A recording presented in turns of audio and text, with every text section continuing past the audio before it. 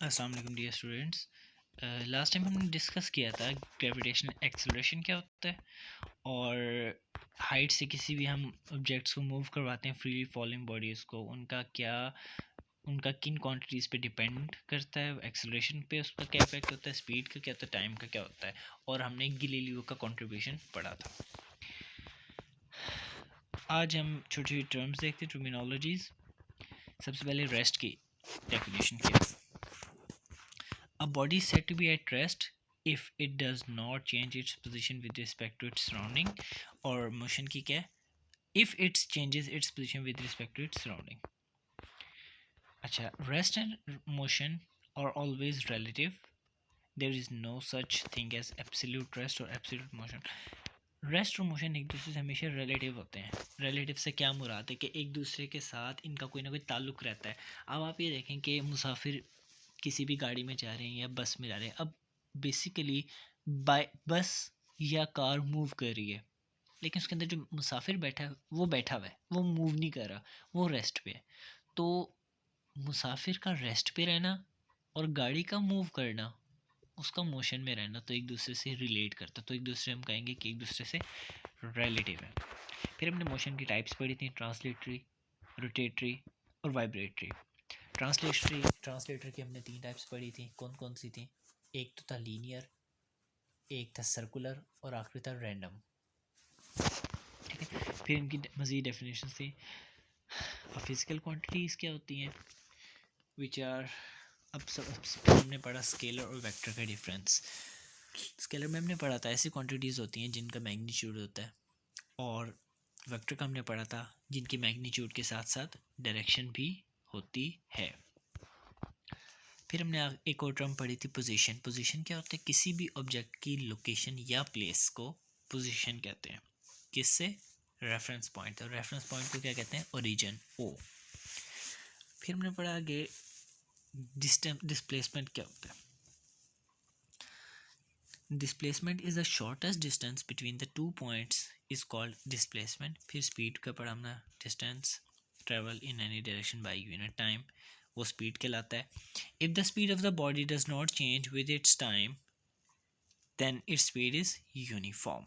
अगर body time के बदलने से स्पीड पे कोई फ़र्क ना पड़े तो वो क्या कहलाती है? स्पीड यूनिफॉर्म स्पीड कहलाती है।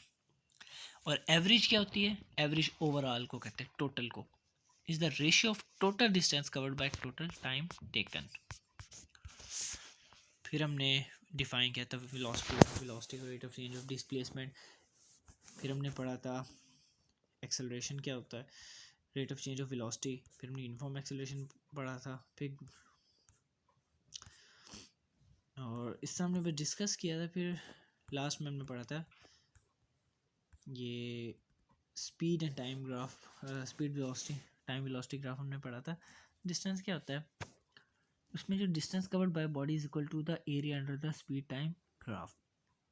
Speed time graph is useful for studying motion along the straight line. Means के हम किसी भी बॉडी का स्ट्रेट लाइन के अंदर मूव करना, हम उसकी मोशन को डिस्कस करना, ग्राफिकली रिप्रेजेंट करना, वो हमें क्या बताता है? Speed time graph. ये इंपॉर्टेंट तरीन ग्राफ होता है।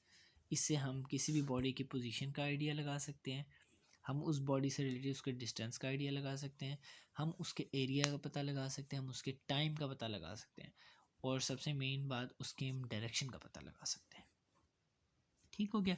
तो आज के लिए अब ये 3 क्वेश्चंस ऑफ मोशन है। पहली क्वेश्चन क्या थी? V F is equal to V I plus A T. दूसरी क्वेश्चन थी S is equal to V I T plus 1/2 A T square.